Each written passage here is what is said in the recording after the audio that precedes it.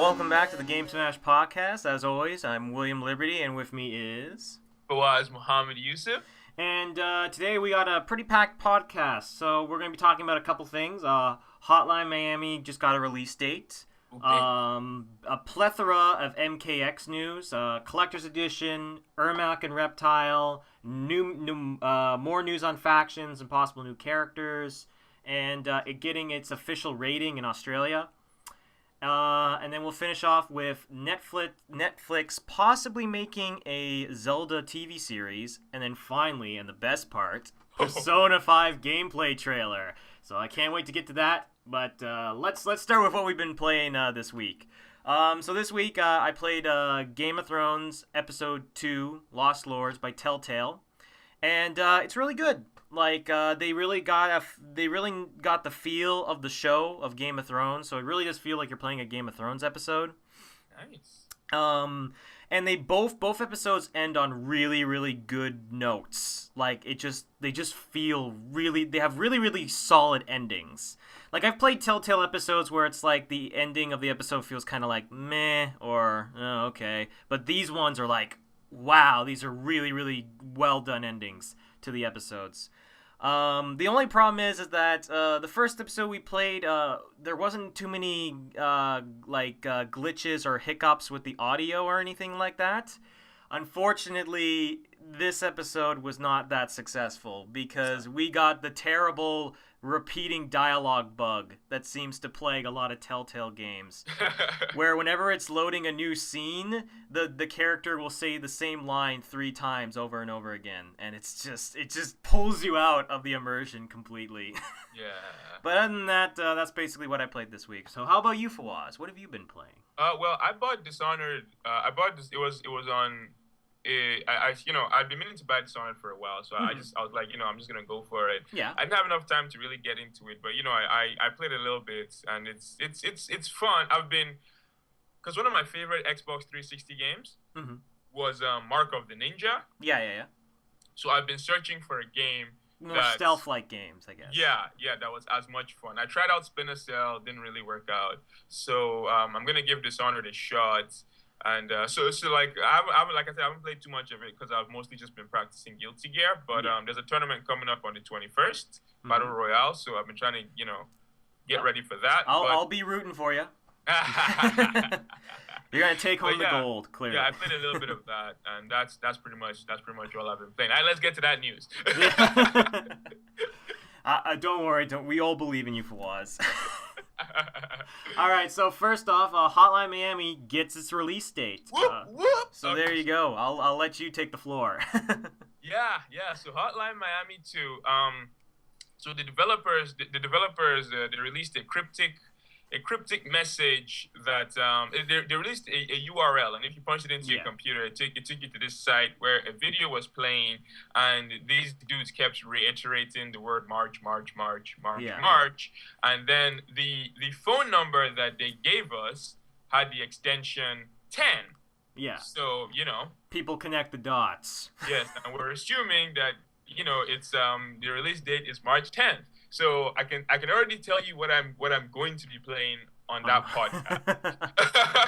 So there you go. We'll know exactly what will be. What would be even funny? But yeah. So we're assuming, but it's not 100% confirmed yet.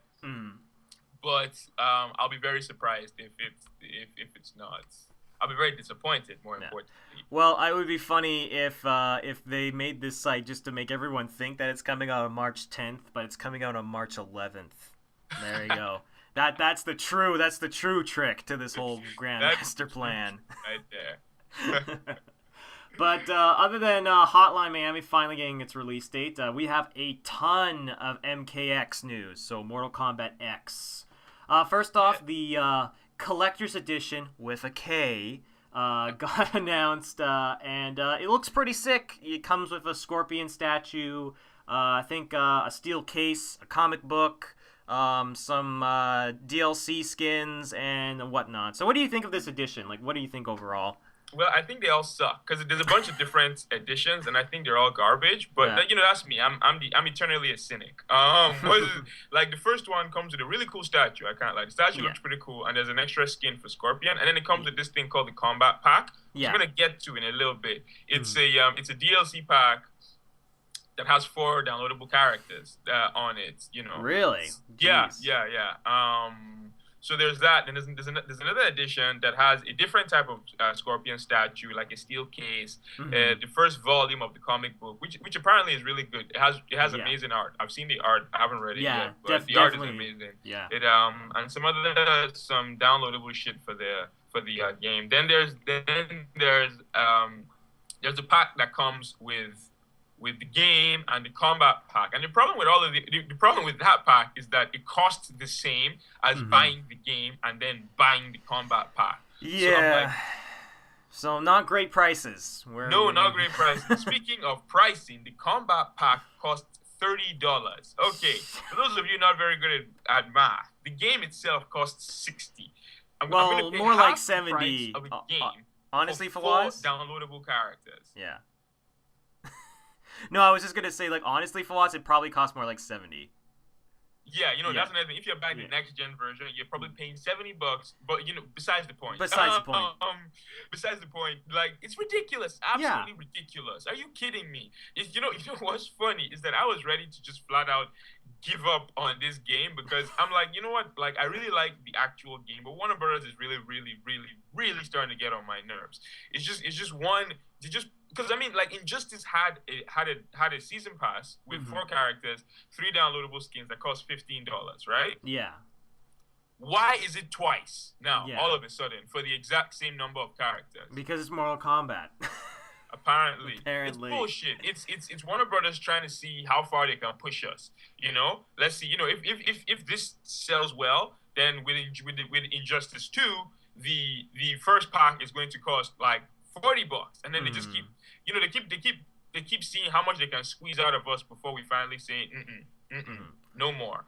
But anyway, I've ranted about MK enough. I want to love this game, and there is a new trail. There is some new information about the game that actually has me excited. Yeah, which we will get to. But the next thing we should talk about is it getting its R18 rating in Australia. Talk about some more bullshit. Yeah.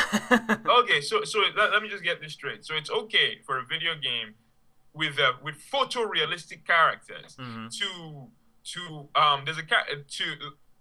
break spines, literally break spines, like rip people's punch heads a hole off through someone's chest, rip out their heart, break somebody in half, stuff their face onto a spinning blade, spit acid and crush their eyeball. All of this is fine.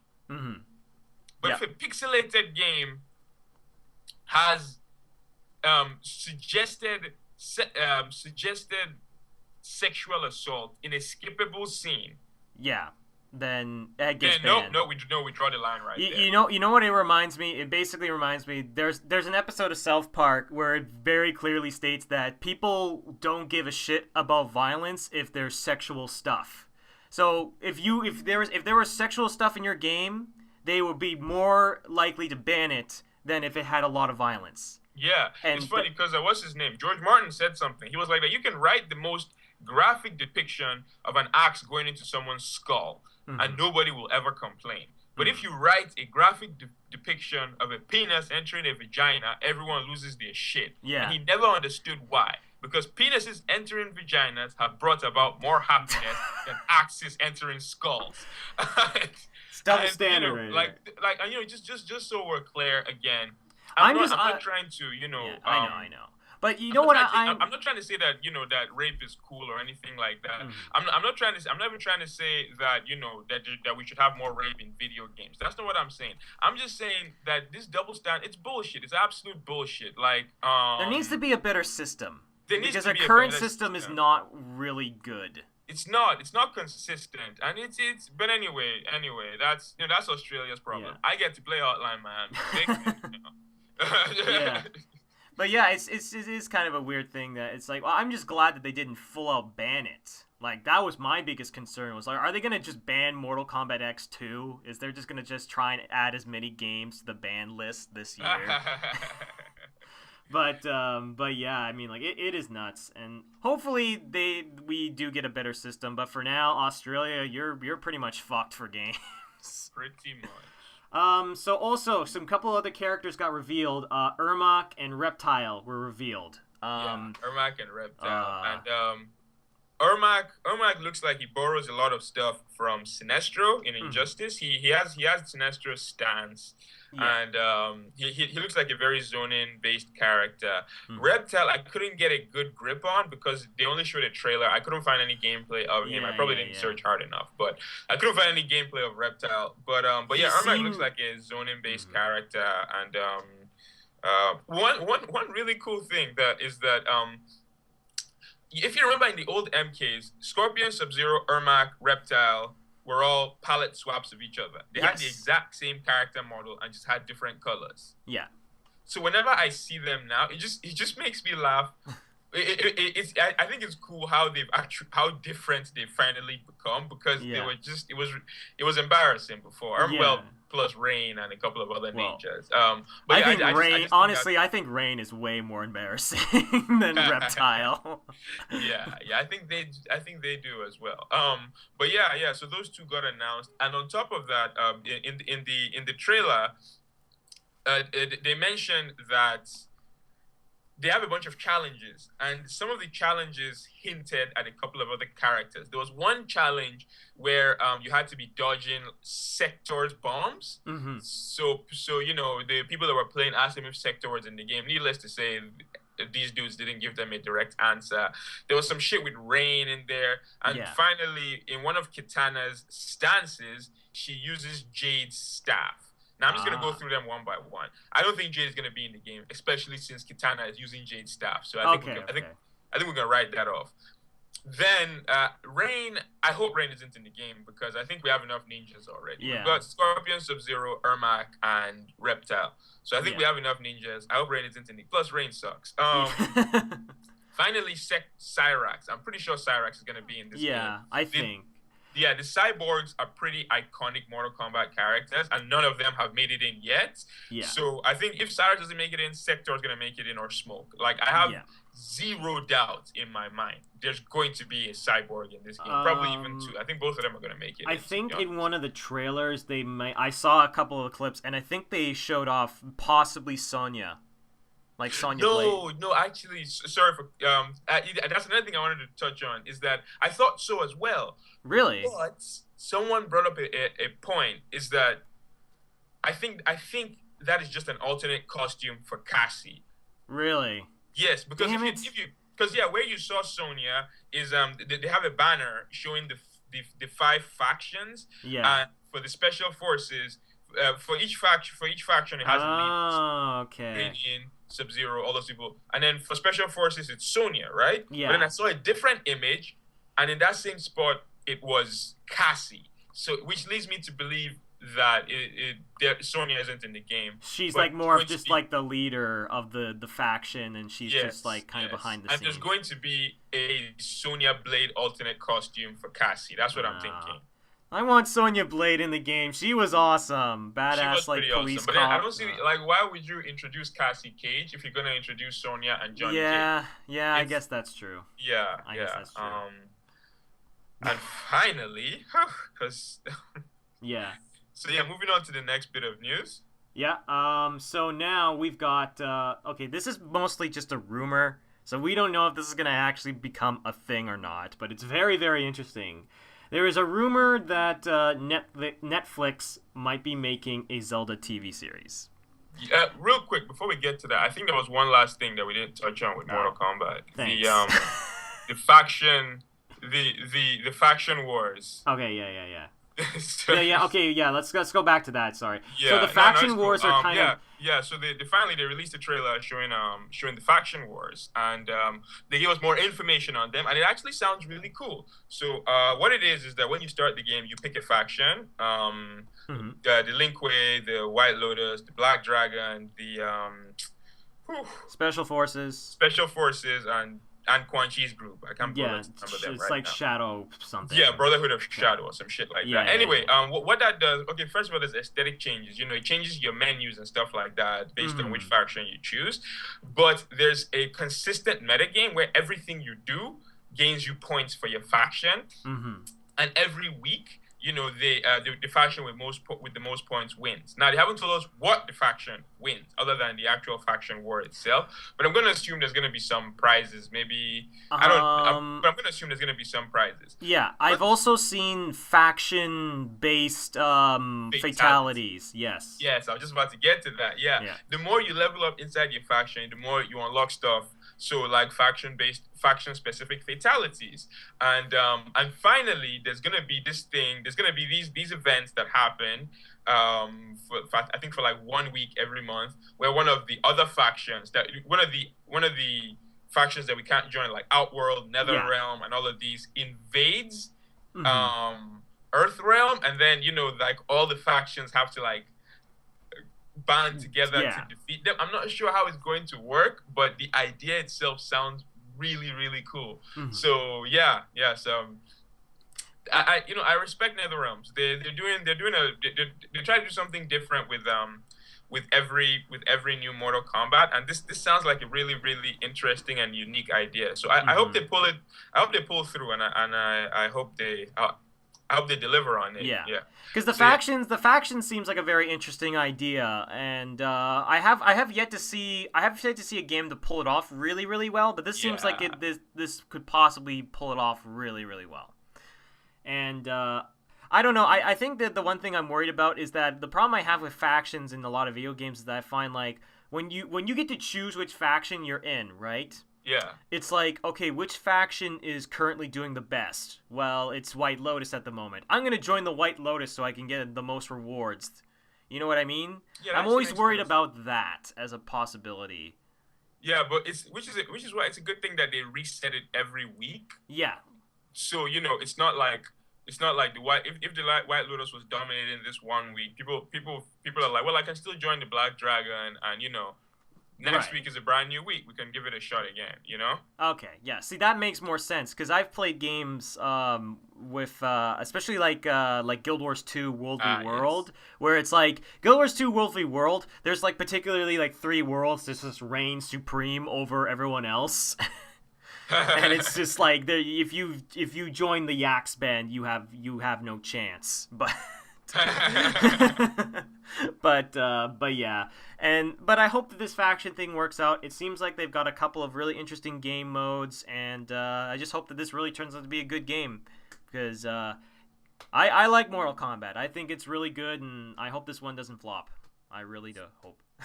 Well, MK9 did really well, so I'm pretty sure MK10 is gonna do well. Yeah, exactly. Unless they piss people off with all this bullshit. Anyway. So back to where oh god. Okay, so I'm just gonna say really quickly. Netflix is making a Zelda TV series. This is a rumor, but holy crap! Okay. Yeah. Okay. Yeah. You wanna take this first? I'll take this first. Okay. Like I said before, we've talked about video game TV series before, right? So you know that my opinion on them is like I feel like a TV series would work better than a movie. So this is actually, I have a little more faith in this than an actual full-length movie.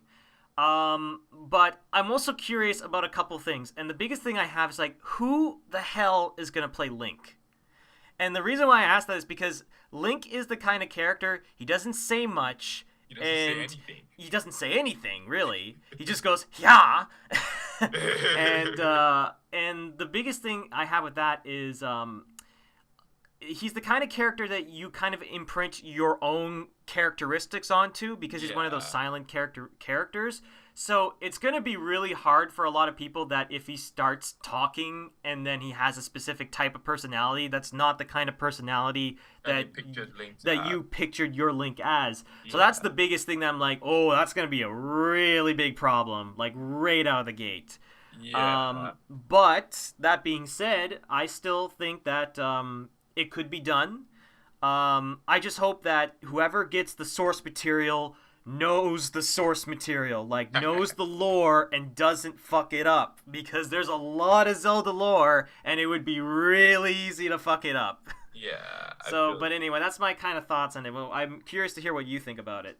Okay, well, first of all, I checked the date to make sure it wasn't April the 1st. Yeah. I got trolled with that once before, so... well, that was IGN just trolling everyone. Yeah.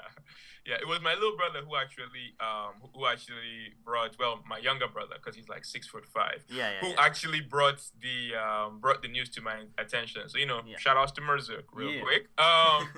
Anyway, I'm with you honestly. I think on one hand, if it was a movie, I'd have just been like, no. Period. I wouldn't have even given it a chance, because I mean Hollywood has never made a good video game movie. Mm-hmm. The closest is Resident Evil, and that was average. Yeah. So if it was a movie, I'd have been like straight up no. But since it's a TV series, I'm willing to give it a little more of a chance. I just don't understand how it's going to translate to live action. I mean, you look at Zelda, and it's like Mario. It's one of those.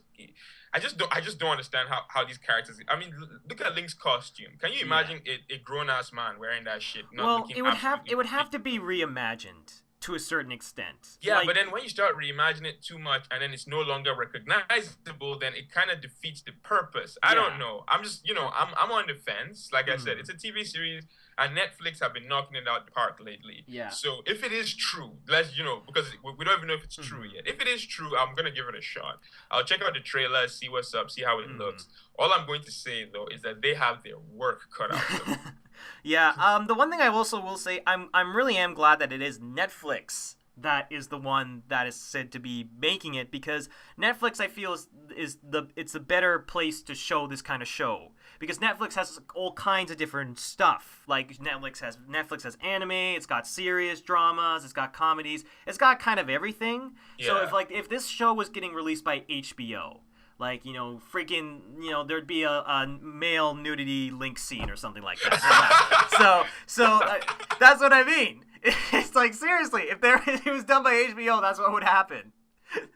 This is true. So I'm kind of glad that it's being done by Netflix, because it seems like the right place to put it, because there's more of a you don't want the tone to be too serious, which is another problem that they have, because all I know is that if this is true, those writers have their work cut out for them, because this is going to be very, very, very tough to adapt. Because some people are saying that they're just going to adapt Ocarina of Time, and try and cut it up into, a TV series. And part of me is like, that could work, but honestly, I would rather see them do something original. Yeah. To be honest. Because, I already have Ocarina of Time. I don't need to see Ocarina of Time for the millionth time, you know what I mean? It's amazing. I love Ocarina of Time, but if they were doing a TV series, I would like them to do something original. But it really just depends on how lucky they are. Yeah. But anyway, I'm gonna keep my hopes up. But I'll have more judgment when we actually see footage, or if this is actually true. Yeah. But finally, wait. Sorry. No. I'm just excited. Sorry. Oh, okay. All right. So the final piece of news, which is the greatest thing ever, is Persona 5 got a gameplay trailer. Oh man. I remember how I woke up in the morning. I was just so tired. I was what's this P5 preview thing? It's just this. I thought it was the old trailer, so I click on it and I'm like, oh my god, it's a new trailer. Yeah.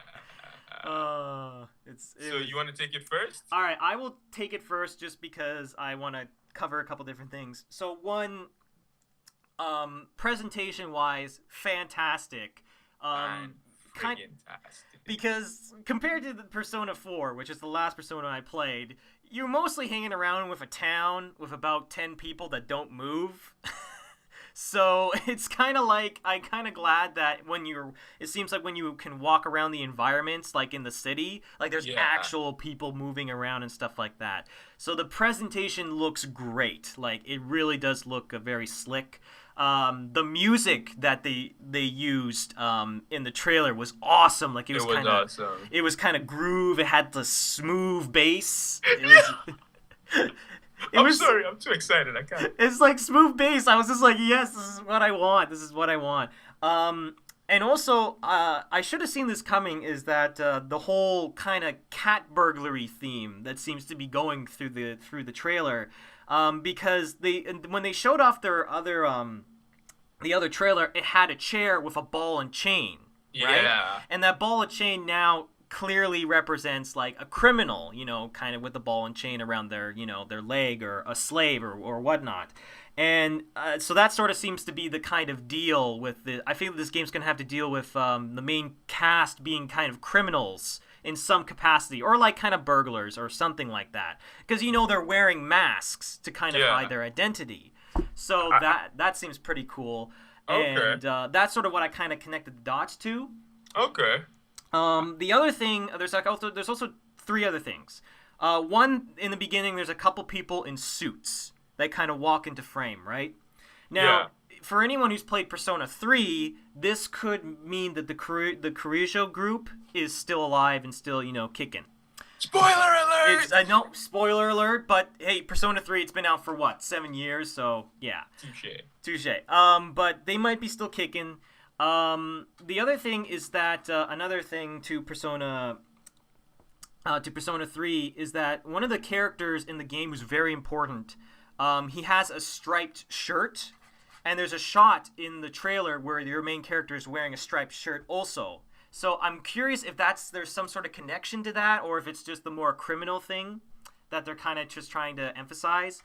And lastly, at the end of the trailer, your character, he gets engulfed in fire, and his eyes are yellow. So I'm curious if that means that shadows are going to be back in the game. Okay. So, but that's all I got to say. It's all on you. Go for it. Yay. Persona. Okay, my turn. So first of all, the game looks amazing. Mm-hmm. Yeah. I pretty much agree with everything you said. The dungeons look more dynamic now. There was a scene where he was jumping on some chandeliers, and there was a scene where he was doing some stealth stuff. The stealth stuff kind of worries me because other than in stealth games, stealth is never handled well. Mm-hmm. So. Well, what I do like about it is that it's kind of putting a little bit of a twist on the formula. You know what I mean? Like it's like it's bringing something new to the table, because if they just tried to remake Persona 4 again, then it wouldn't be as cool. This is true. Yeah, no, for sure. But I just you know how it is with stealth in video games that aren't Splinter Cell or Metal Gear. I don't think it's it might be a big mechanic in the game, it might not. But to be honest, like when I was playing Persona 3 and Persona 4, there were moments where how the shadows would notice you and then come after you. Yeah. What I would usually do if I didn't want to fight them, I would try and fake them out and try and sneak past them. You know what I mean? Yeah. So I'm wondering if the stealth has to do something with that, is that there may be enemies or encounters in the game that are really, really tough that you can sneak past or kind of avoid and not have to go through like a brutal fight or something like that. If the mechanic is like that, then that's kind of cool. Because it will reward you for being kind of sneaky, and if you fuck up, then you've got a boss fight or like a mini boss to fight or something like that. Or if you just don't give a shit, you can just jump into the boss fight and just fight it anyway. You know what I mean? That's sort of what I think. I feel like But what else do you think as far as this trailer has shown? The tone's a lot darker now. The tone definitely seems much darker than Persona 4, which kind of makes me a little sad because I love the Persona 4's tone, but so long as I can dress up my team as Power Rangers while I'm raiding dungeons, I don't mind. What else? We didn't see too much combat, but it seems like the protagonist can equip both a sword and the gun now. So maybe a ranged weapon and a close. It seems like your main character can dual wield weapons to some sort of capacity. Yeah, so that's cool. The group looks the group looks cool. I also love how the characters actually look. Like they don't look like they're not chibi in the when you're in the main world. Yeah, they're not chibi anymore. They're actually full body characters. Mm-hmm. That's pretty cool.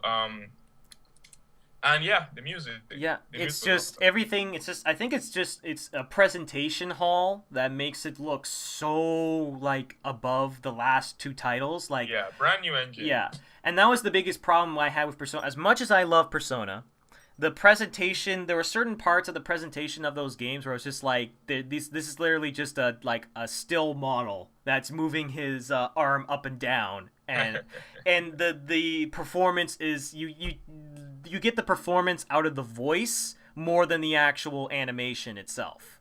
Yeah. So I'm really interested to see how, now that they have the budget to make the animation much better, how that's going to enhance the experience. And I'm just excited, man. This trailer was great, and it only makes me want Persona 5 even more. Yeah, So, yeah. Unfortunately, we didn't get a release date. unfortunately, we know it's coming out in 2015. We do know that.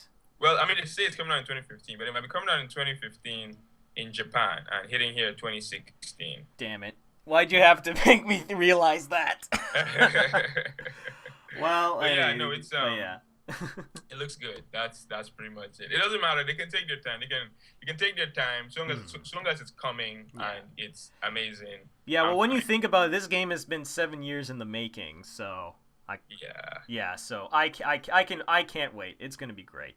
But anyway, I think we're gonna wrap it up here. Don't forget to like, subscribe, and comment. If you leave a comment in the comment section, we'll answer it on the next podcast. And as always, this was William Liberty, and Who was Muhammad Yusuf? we'll see you guys next time. Take care.